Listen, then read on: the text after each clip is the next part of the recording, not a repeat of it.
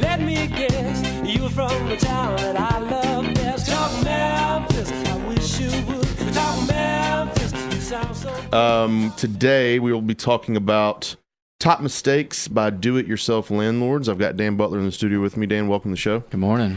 Last week, so let's dive right into this. The last couple of weeks we've been talking about zip code standoff. Mm-hmm.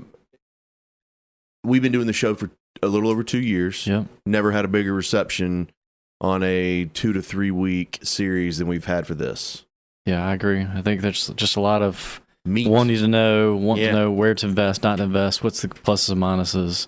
Because you got people out there just selling product and not really explaining what it is, where you're getting, what's the history, where's that neighborhood going, that kind of stuff. And specifically in Memphis, I get a whole lot, and we'll get into today's topic in a minute, but specifically in today's market, in Memphis specifically, we can go from street to street, block to block, neighborhood to neighborhood, and all investors know that. So we gave the zip code generalization. If anybody wants to dive into that specific zip code, go to the show's Facebook page. Yeah, you can absolutely. listen to some of those videos that we talked about why we like and maybe have some doubts or some concerns on some zip codes. So great reception for those last 3 weeks. Today, we're going to get into top mistakes that do-it-yourself landlords make. And of course, we're a huge advocate and proponent for professional management. Right. We obviously work and manage, 25,000 of houses here in Memphis.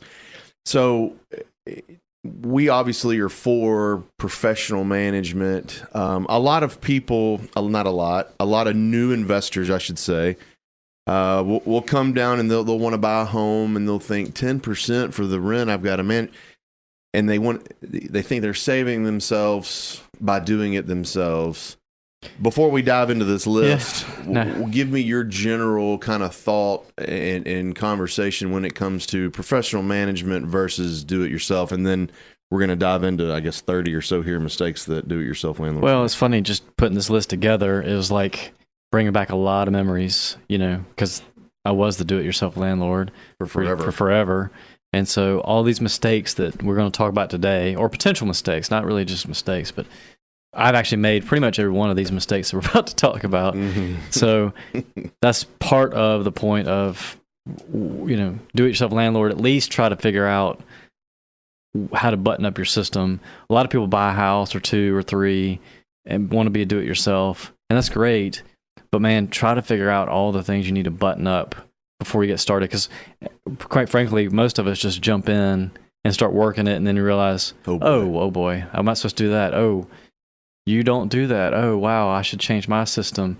Oh, that tenant just got one over on me because of X, Y, and Z, which we'll get into. But yeah, so that's... Maybe today's show will help you fast forward past some of that. That's right. So whether you're going to use professional or not, at least, this show would be good for, getting a step ahead, not starting at ground zero, maybe start on the 5th floor instead of the first floor. Yeah. So I've always thought, before we even talk about the actual mistakes, I've always just thought leveraging my time and using my time elsewhere versus managing the home was worth, an $800 rental, $80 a month. I just, and I hadn't really thought about that till you just asked or said that. Just the fact that all this stuff that we put in place, systems, is part of what you're paying for, really. Yeah, absolutely. And I just couldn't.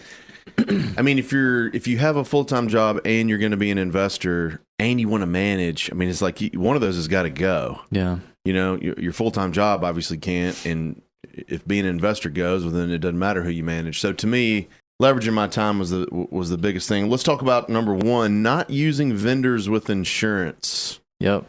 This is huge. This is big. This is one of the ones that I really, looking back, I exposed myself to a ton of issues by not having... You got a quick example? We just joked, chucking a truck. Yeah. Have you ever heard that, that kind of phrase, a guy that's just driving around and he's a jack of all trades, master of none, and so there was a ton of guys that I used that, as soon as you started using the licensed bonded insured guys, oh, wow, they hooked up the AC unit with the wrong gauge wire that was undersized for the amperage, and so if that had a fire, that's all on me. If it killed somebody, that's all on me. If it, you know what I mean? Like it's the liability would just point right back to me versus using somebody that's licensed, bond insured. You go back to the source of who's the last one that worked on it, that kind of stuff. Or even with somebody working on your house and they fall, break their leg, whatever. You don't want them putting that on you. They don't want that on you. So my first thing was about to say, well, what if you're just getting a guy to paint your house or something? Well, painters is but painters and roofers are your two high. I bet this is not in our list, but those are the two top workers' comp percentage cost of all the trades. Because they're on a roof. They're on the ladder. On ladders. On ladders. So think about that. If a guy doing your floor, not a big deal. A guy that's doing some carpentry and cutting some wood around your doors and all that stuff, he's not really on ladders that much, So, but your roofers and roofers painters, and painters. Who's going to paint that gable and who's going to paint that, where the guy just changed the wood for your roof, that's got to be painted. So that's right. Huge deal with liability. All right. So number 1 was not using vendors with insurance, the liability part of it. Number 2, not having a vendor agreement. Explain what that means. So most people just go out and just, hey, go do my house. Give me a scope of work, go do my house. Yeah. And there's no sort of agreement. So, one thing that we've really pushed hard for is just vendor agreements that say, we commit to timelines, we commit to payment schedules, we commit to what a punch list and how long you have to get that punch list done. Otherwise, a job's going to go on forever. The quality of work, you don't agree on how you're going to, complete that scope of work. So the agreement includes, give me your workers' comp, give me your, put me on your liability insurance so that I'm additionally insured. Just little stuff like that. Take the extra step. Yeah. Not having a vendor agreement. How do you hold them accountable? Terms to look for. These are all things that you need to figure out in your vendor agreement before you have these folks work on your property. Number 3, paying vendors before the job is complete. Here's one that I see all the time. Oh, all the time. A vendor will get his full payment and the job will be about 90% completed. And you and I both know it's almost impossible to go back and get that remaining 10% or get the remaining 10% of that work done. Yep. I think CrestCore does a good job, and I'm a little biased, of course, but I think we do a great job with asking our clients to pay 60% up front, and then don't pay us anything else till the job is completed. Correct. So we don't have 3 schedules. We just have that's right. 3 or 4. We have one in the last one. So not having to go back and forth with. And we do the same thing with our subs. You really? So you pass it on down. We pass it on down. We'll pay them a little bit up front to get their materials. And then they're very incentivized to get us in there and get that punch list and get us in there to finalize the punch list so they can get their their paycheck. So that's huge. There's a guy that does my landscaping has been doing it for years. And I know if I pay him all his money, it's gonna be tough to get. It's gonna be tough. I'll get him back because he wants more work, but he's going to the next job that's going to give him another $1,000 or $500 or whatever. And I understand the hustle and I understand them moving quickly, but at the same time, you've got to finish up what you start. You can't you can't leave something incomplete, and you can't leave it to a lot of people that me personally, I would always want to go back to finish that job. I'd never want to leave something unfinished, but. Yeah. There's a ton of people out there that don't have that same mentality. No, I'm talking with Dan Butler with CrestCore Realty. We're talking about do-it-yourself mistakes or top mistakes that do-it-yourself landlords make. Not using vendors with insurance, not having a vendor agreement, paying vendors before the job is complete. We talk about you need to get on a scale there. Number 4, not doing a good rent ready. This is we can spend a couple of minutes on this if you want, but absolutely not doing a good rent ready is something that we see in the industry from time to time. No matter if we've made a mistake or no matter if there's another company that worked for this client and they're now coming to us to clean it up or whatever it may be, but. Talk about some of the things real quick about, of course we don't want to cut corners, but what are some of the other things when you talk about not, doing a good rent ready? What are some of the things that you see? Just making it safe, habitable, clean, and safe to me is, again, safeguarding fire extinguishers, smoke detectors, carbon monoxide detectors. That's huge. We've, had issues in the past where tenants claim that a furnace started, the fire or just the carbon monoxide. And gets them sick. Well, you put a carbon monoxide detector right there, And, we do biannual and annual inspections to make sure the batteries are changed and all that kind of stuff. But, more than that, I think it's just, do a good paint job. There's some apartments I looked at last week on Poplar down in the medical district, and I was just like, man, this guy just slapped lipstick on a pig. You know what I mean? And he wants to, and the guy buying it is like, hey, can we get the rents from $500 to $600? I'm like, not doing it this way. I mean, he's about to buy it and spend a premium on the product, and the rent ready was just terrible. I mean, and then just, thinking long term. I mean, carpet, I had lunch with the guys from, America's Best Carpet and Tile, using hard surfaces. That to me is the kicker. I mean, people are so rough on carpet. Yeah, and it's people go with the cheap option. Yeah, it's about, I don't know, maybe half, 60% of cost. I can't remember exactly to do carpet, versus the glue down vinyl or ceramic. There's some houses I've done all ceramic. Bedrooms, hallways, everything, the whole house. People are like, well, that seems like cold. Like cold. And I was like, hey, but it doesn't break. Put a rug down. Put it on a surface. I mean, it rents, because it looks good. They don't think about cold feet and all that stuff. They put little rugs down, that kind of stuff. So I'm waiting on the day that somebody comes in and does ceramic tile floors, satin paint on the walls, concrete countertops. Yeah. Just make it bulletproof. I mean, like a tank. Yeah. Put a drain in the center. That's what I always want to see. Somebody put like drains in the center of each room. So you just hose down the walls and it just drains to the center of the room. And then the prison cell. You just hose it down and move on. But gosh, dog, you don't have to replace that carpet. That's right. But just there's a fine line. You want to do Taj Mahal. Like there's a lot of people that get into our industry that there's a balance. They come in. They've been in construction. They do our estimating, and you have to teach them. Man, we're not going to make this thing button up to the nines. This is a rental. Needs to be livable and safe. Livable and safe. It feel good, smell good. But figure out where you're going to spend your money. Depending, like landscaping, you don't want to worry about landscaping in Berkeley and Whitehaven, stuff like that. But you might want to in Cordova or East Memphis. Sure. I spent thousands early on landscape packages, and come to a month later, and they're all burned up and gone, destroyed. Weeded. The kids are killing them. So I mean, it just wasn't worth the money. So that's right. Might as well just leave it as plain as you can. Yeah. Just little stuff like that kind of tricks of the trade. So. Top mistakes by do-it-yourself landlords. Number 5, going with the cheapest contractor. Now, we've talked about this before. It's never in my opinion, it's never the best idea to get 3 or 4 bids and take the cheapest guy. No. Somewhere in the middle is probably where you should go. The most expensive guy, for obvious reasons, you might not want to go with them, but somewhere in the middle, you're probably getting a fair price and a good job that's being completed. So going with the cheapest contractor is not necessarily the right way to go. Number 6, not obtaining references. What do you require? From someone who hires vendors all the time.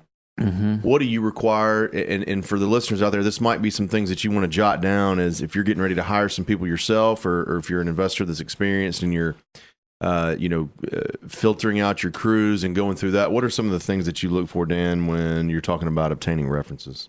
If somebody's coming to meet with me about doing ceramic tile, for example, if they love what they do and they're good at what they do, they're going to have pictures on their phone. Yeah, they will. Don't they? Look at what I just did. Now, could they be making it up? Maybe. Yeah. But I'd ask them who else they work for.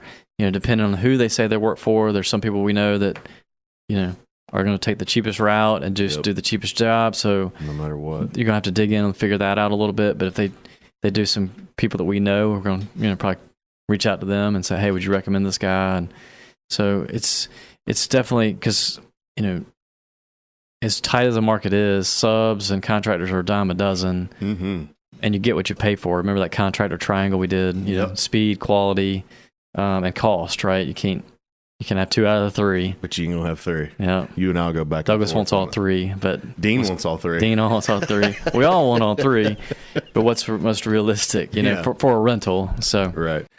We've already covered not using vendors with insurance, not having a vendor agreement, paying vendors before the job is complete, not doing a good rent ready, cutting corners, that sort of thing, going with the cheapest contractor, not obtaining references, and then number 7, not marketing the property.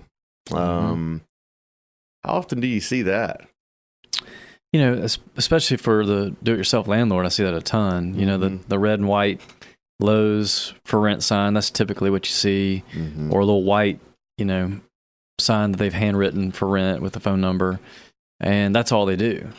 And which is great. I mean, when you ask, you know, out-of-state investors ask the main marketing, it is your front yard sign. But man, with the digital age and everything else, and people searching from their office and their desk and their phone, you know, you're missing out on a ton of. So I like to look at it as casting a net. Yeah, casting that net. You know, if you want, you know, a potential of 100 applicants, or you want a potential of 5. Yep. You know, and then you pick the best of the best. Your chance, does that make sense? It's just odds and statistics. Oh, your chances are much better to get a quality tenant. Yeah. You know, if you market to different places. Is there some place specific that you either don't go or do go? No, I mean, Zillow, Trulia, Craigslist is big. You know, just be careful with Craigslist. You know, there's a lot of scammers, you know. Yeah, send me your deposit. Yeah, I ran into that for a bike this weekend, trying to buy a bike, and this guy sent me, hey, send me money, Western Union. Yeah, sure. I'm out in Colorado. You know, I was like, man, this still exists. But yeah, so watch out for scammers. We've had people that latch onto our ads, and then like instead of the rent being $800, they put it at $500. You know, and which. For our listeners out there that rent houses, I mean, just know that if something sounds too good to be true, that's probably too good to be true. You know, so well, and I would never send any money to anybody just blatantly that you not know. Do some research. That's right. Number 8, not pricing the property appropriately. Yeah. I get a lot of this now. I have a lot of investors. I'll tell them what the rent potentially is, $700. I think, you know, Dean, I think I can probably get $800. Chances are good here. You can't. If the rent is the rent here, and there's so many different rent ranges available. If you know, an 800 rental is an 800 rental, and a 900 rental is a 900 rental, and they're often in 2 different areas. Yeah. So well, I think you can go both ways. You can go too high or you can go too low. And what I would say to your point, out-of-state investors are pushing you to go too high because they're trying to get that return on their cash. Do-it-yourself tends to be low. Because Miss Betty's been there for 10 years, and I know rent's in the area probably $750, but I'm $600. She still stays and pays every month, and I get that. You just need to go incrementally, have a system in place, $25 a year, $20 a year, something to get you back to market rate.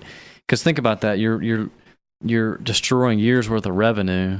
Years by keeping yourself and your value to sell. Because I'm telling you, if you ever want to sell it, investors coming here to look. They want to see the last year or so, rent log or ledger that you keep up with.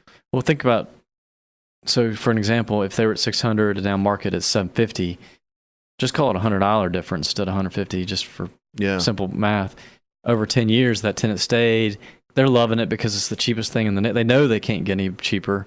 But now $100 times 12 is $1,200 times 10. $12,000 pays for water heater, HVAC, and the roof. Does that make sense? In 10 pays years, the home off that much faster. That's true. Something options. Yeah, right. no, you're definitely.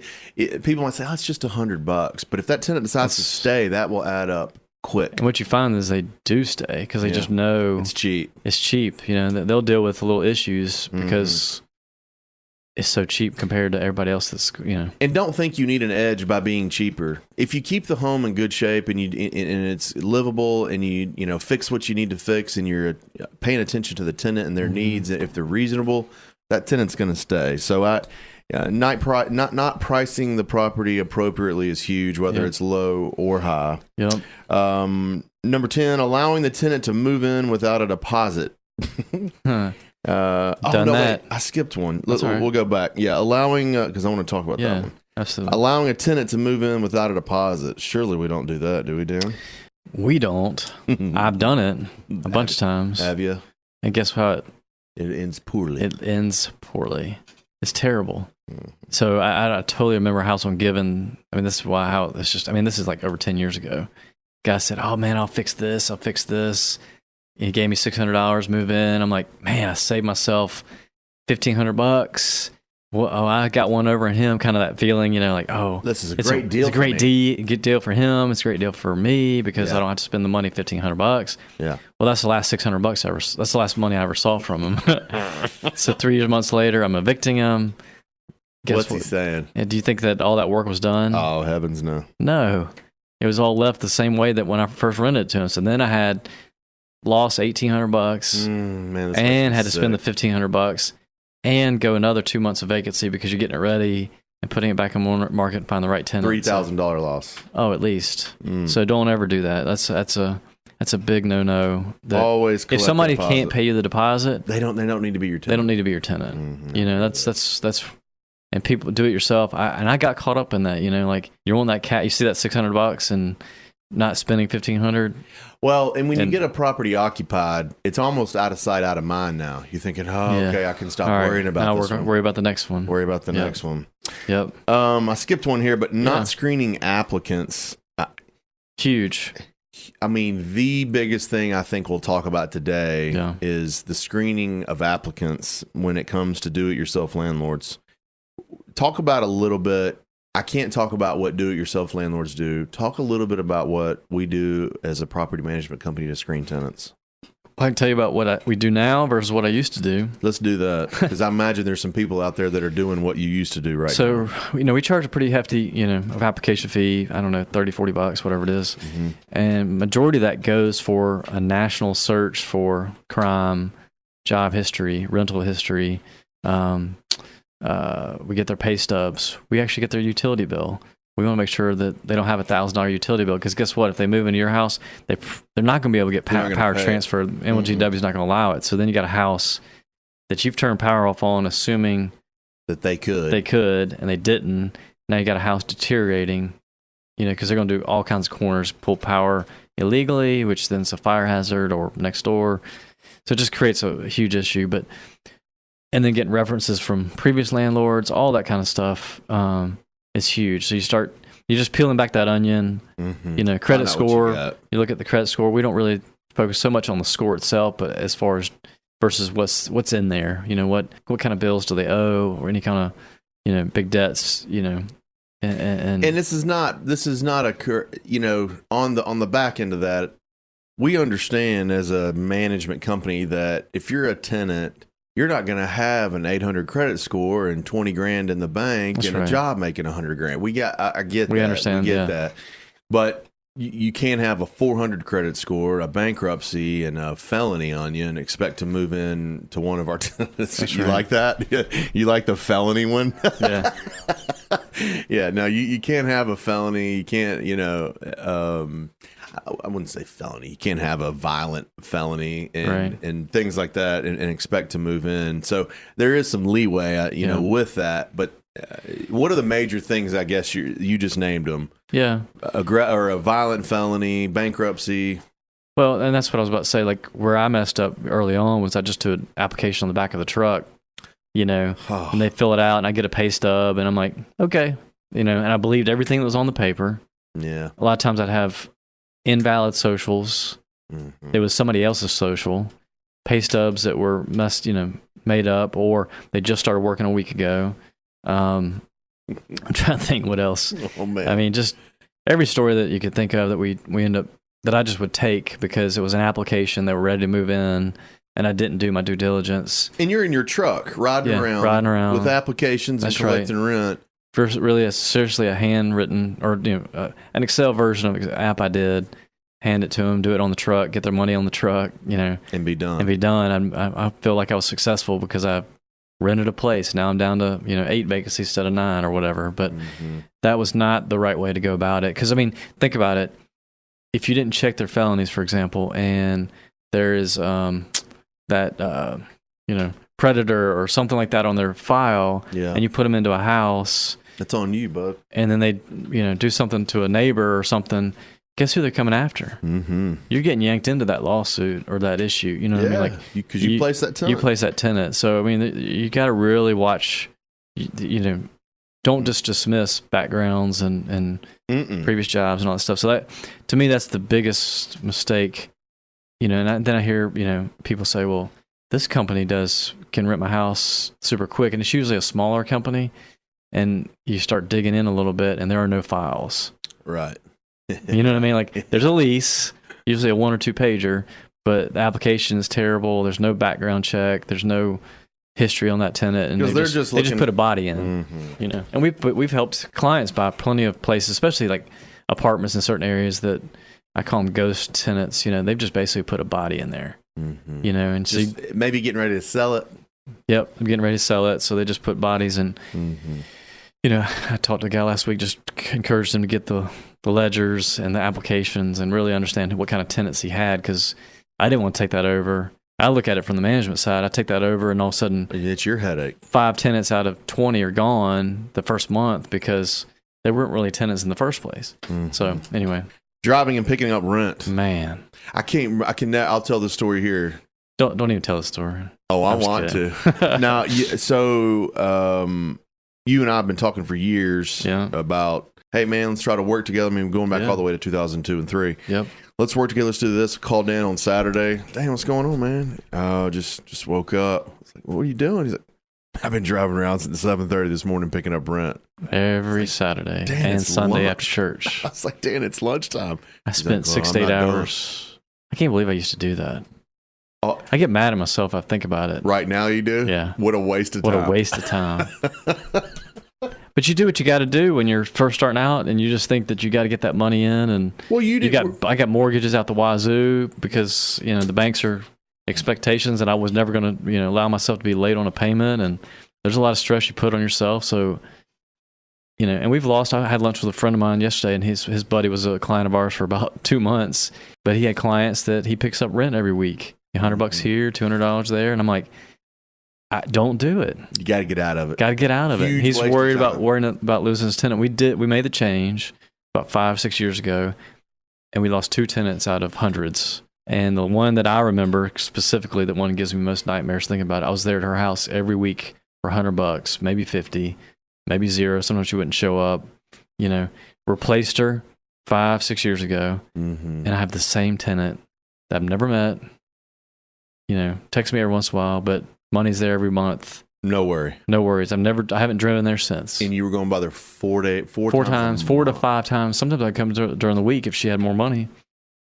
You know, so think about all the hours to get to Frazier from my house. Oh my gosh. You know, so it's just, that's why it gives me nightmares thinking about it. So if I can just encourage anybody out there, do not pick up that rent. Find another way to Find another way. Get PayPal. Get, you know, some sort of service. You know, Pay Near Me is another service out there that you can use as just a do-it-yourself landlord, where they can go to like, you know, Walgreens or something like that and pay you, and it goes right into your account. So just do something excuse creative these days for people not to be able to pay. No. They're either responsible or they're not responsible. There's no like gray area. Like kind of responsible. I couldn't get up there. Yeah, that's right. No, there's plenty of ways. Right. Accepting partial payments.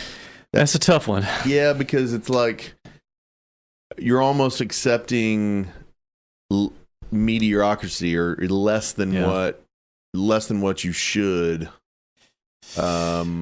You know, this is a balance. You got to buy some time too, right? Buy some time. You know, I would say if they don't have over 50% by, you know, the 10th of the month, you know, kind of get your own guidelines, but keep to your guidelines is probably a better way to say this. Like, we probably all take partial payments of some sort, you know, but you can't wait till the 20th on an $800 rental. Here's $300 and here's $100, $200. Don't do that. You know, just keep on. Maybe take the money with, you know, and make sure you say accepted with reservations. Get with your attorney. Make sure your language with your receipts say. You got to say some certain language when you're, you know, accepting rent.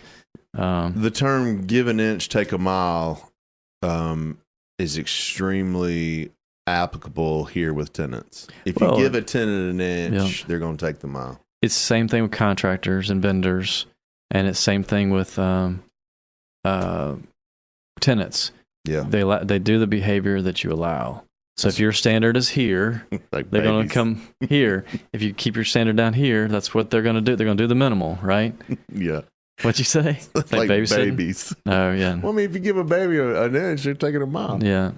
So that's probably the biggest takeaway I would tell for the audience is just all of this, you create your own standards. Yeah. And then whatever standards you want. If you want to be a slumlord and you know, fly by the seat of the pants, we see it. Your vendors and your tenants are going to be right there with you. If you want to be world class and have high standards and run a tight ship, Your vendors are gonna, and your tenants are gonna step up to the plate. So which one do you want to do? Hey, this next one is got because I know you well enough to know.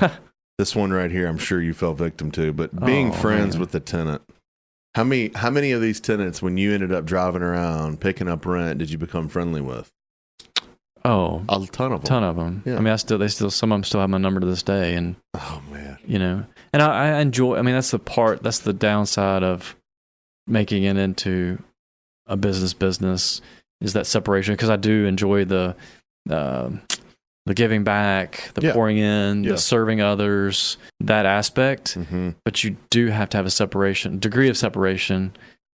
You can serve people from a distance, or if through your employees or whoever you're using, or to the side, just serve other people within the community and not your tenants. Because no matter what, they will take advantage of the relationship. That's right. That's just human nature. Calling you later. They think that because you are friendly, it's okay to text a tenant at night about something that's not important. And you're gonna, I mean, the prime example I have for you is when I turned collections over our team. I used to, at Christmas time, I'd be almost a month's worth of rent behind collectively for the year.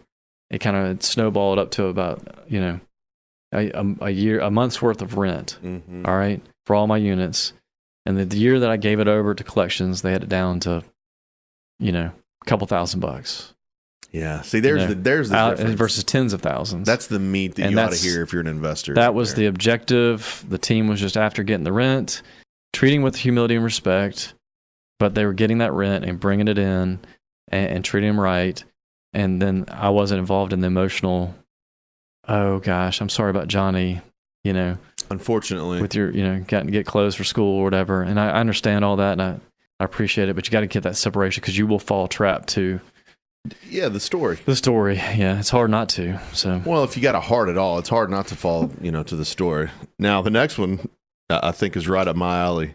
Not evicting fast enough. I will tell you this, and I don't come from a heartless mentality. I really don't. You don't? I don't. Okay. I know you think so, but I do not. I don't listen to the story though, but I don't hear it. Collections hears it with CrestCore, so I don't. I'm actually going through one right now. Not through an eviction, but I'm going through a situation where we're behind on rent a little bit, and You're pausing. Do you want to throw them out? Do you want to? We've gotten the writ and everything. So they came in Friday and paid $6-7, paid the rent. All of it? No, they're still behind. So it's like, what do you do? I guess we're having an open discussion here right now on the air. But so what do you do? I mean, it's like. They came in. I've got the writ already. I mean, like we were going to set out early this week, and they came in Friday and paid $675. They're still behind a month's rent. September only? $675 plus it's almost $1,000. Attorney fees, and then they owe September. Mm-hmm. I mean, I would just say they got to pay by the third week of September, but I'd go and evict them. Yeah, I'm right there, because it's like they've been behind the entire time. So, So see, I do have a heart. I know. I'm surprised. I'm a little disappointed that I didn't just cold turkey them right out. Yeah, cut it down. No. I'm actually surprised. I'm no. Speechless. There's a mortgage on the place, so I got to have them pay rent. The stress of the mortgage. That's right. So I'm going to keep them in there, but I'll give it another week or two, 10 days. But not pulling the trigger fast enough. Don't listen to the stories, folks, because there is no story. Let's see, we're running out of time. Go to 19. Not fixing emergency requests. I'm dealing with this right now. Yeah. An owner wanted to do his own repair, and he hadn't done it yet. And so guess what? That tenant found our tenant number.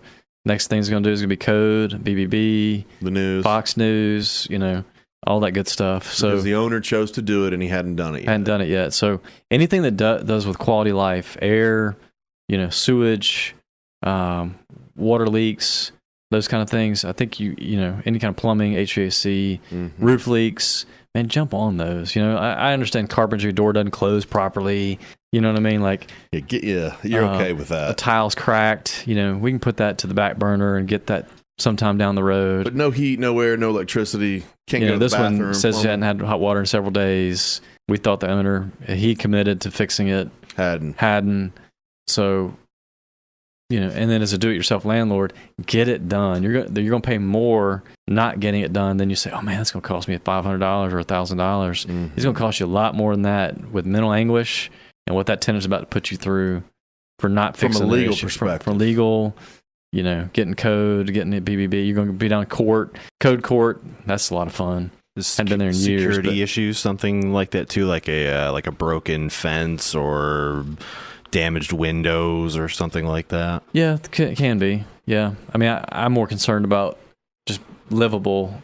Sure. Like being able to use a toilet and I mean, if take it's a a busted shower. window, like there's a hole. A hole. I mean, Right, you yeah. get that. If we got a That's crack, right. maybe let that That's go. right. But a hole in there with this 100-degree heat coming in. That's right. This is also a big one. Treating tenants differently. Oh gosh, yeah. I mean, Fair Housing Act. I mean, we've got to follow all. There were licensed real Yep. estate agents. I mean, there's Yep. all kinds of. If you treat one, if you have a policy that this is what you do, you got to do it for all of them. Yep. Like we used to negotiate late fees. Mm-hmm. Didn't think anything of it. But if you talk to your attorneys, negotiating late fees is treating one Preferential tenant treatment. as preferential treatment. Well, how do you decide which tenant gets the knock off the late fees or partial payment or whatever versus another? You can't. Does that make sense? Oh yeah. You got to have a system, and you got to stick to that system and treat every tenant the same way. Mm-hmm. That's where it's going to get you huge trouble. Landlord Tenant Act, Fair Housing Law. All kinds of That's stuff. a big one because and people don't think about that. Oh well, I just made a deal. And when you're a do-it-yourself landlord, you got a few houses, you probably fly on the radar, but all it takes is that one bad tenant Mm-hmm. that just is playing the system Mm-hmm. and knows how to work you, and you're going to be in a lot of trouble. So Not performing move-in and move-out inspections. To me, this is a cardinal rule. You got to know what condition the home is in when you're moving in, yeah. and what condition it is when they're moving out. Absolutely. How do you hold the deposit, which plays into the escrow account, and I was guilty of this early on. Like, you got to keep that in. If you got deposits, you got to keep that in a separate account, non-interest bearing, Mm-hmm. designated for deposits, whether you're do it yourself or, a true property manager, with the company and all that stuff. It's got to be, separated and, Mm-hmm. because that's not your money. No, you're holding The owner, sometimes thinks their money. it's their money. No, That's the tenant's money that you're hanging It's the on tenant's to. money that they've actually paid that they're due back unless they do damages, which makes the move-out inspection that much more important. So Let's summarize this thing. Yeah, man. Talking about do-it-yourself landlords, the top mistakes that they've made today. We've gone through some really key ones: not using your vendors, not doing a good rent ready. I mean, I'm just bouncing around, Yeah. but driving and picking up rent. Some of these things you just can't handle. Yeah. You shouldn't be doing yourself, but. Document everything is one of the things that you noted. Keep a good record, whether it's for yourself, for your accountant, or when you go to sell it. Everybody's going to want to see a good record, a good log of what's going on with the home. Decide how you want to live your life. You can speak to this, but driving around picking up rent for years like you did is not a way you wanted to live your life. Oh man, it was yeah. Yes, that's I right. agree. Tenants will do the behavior that you allow. It's almost like I hate to compare him to a baby, but if you allow a young boy or a young girl to misbehave and they're going to keep doing it. It's the very same thing with the tenant. If you allow things like that, they're going to continue. Time is money, and liability is a big deal, so don't miss it or don't dismiss it. I appreciate you coming on today. Good This is stuff. a great topic. I'm really excited to get this information out to our investors out there. If you guys have any questions, shoot me an email, dean@crestcore.com. Appreciate you listening to the Memphis Real Estate Hour. We'll be back next Tuesday at 8 a.m. See you. I swear I can't get enough listening to